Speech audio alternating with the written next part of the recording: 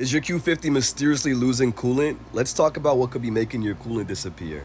Before we go into detail, I need to stop and add some of this information in.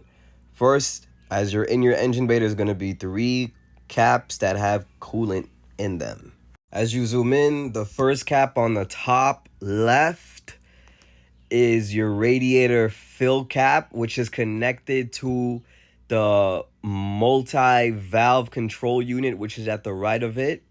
And what is underneath that at the far left is your turbo intercooler coolant overflow reservoir. And what's at the right of that is your engine coolant overflow reservoir.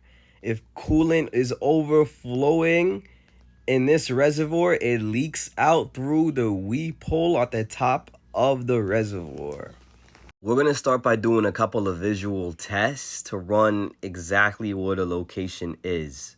The thing about coolant is it could leak from a bunch of different places that I could just go on and make a 20-minute video describing.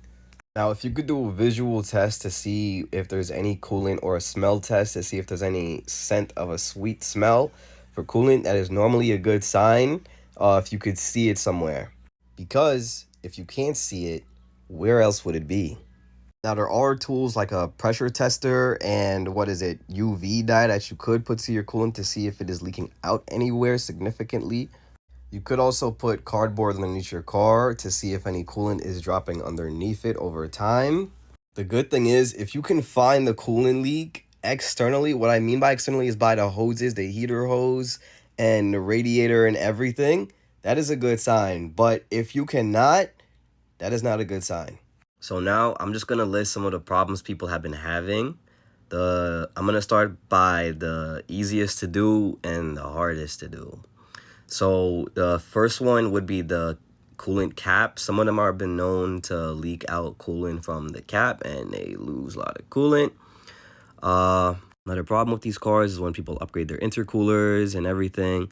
The turbo intercooler reservoir, if it is not bled correctly, you could be missing coolant. And that's another easy fix.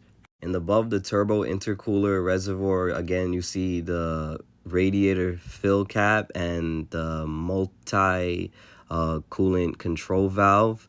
The multi-coolant control valve has been known to fail. Like, you literally see like a greenish and bluish like sign when it starts to leak out some coolant. That's another easy thing to deal with. And if it is any of these coolant hoses, that is another easy thing to deal with. And it might be annoying depending on which hose it is, because some of them are in really annoying locations.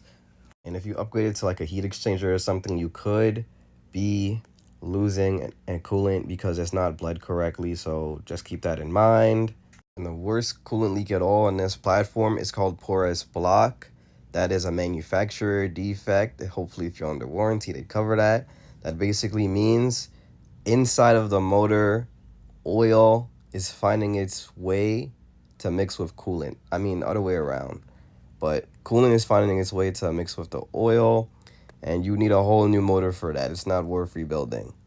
The way you figure out yourself if you have porous block, what you do is you drain your oil, see if it's milky, and you send it out to get an oil analysis at Blackstone Labs. If you have any sodium or potassium or elevated water levels in your report, that means you have coolant in your block. Now, one more place your coolant could be leaking is your water pump. On Red Sports, there is 2 water pumps. On the regular 3.0T, there is 1. There's normally a weep hole on the water pump. When the seals blow out, coolant leaks out of. And if you have any questions or concerns, just comment below. And if I don't know something, if I didn't say something, please comment. And we could discuss this to make this platform stronger.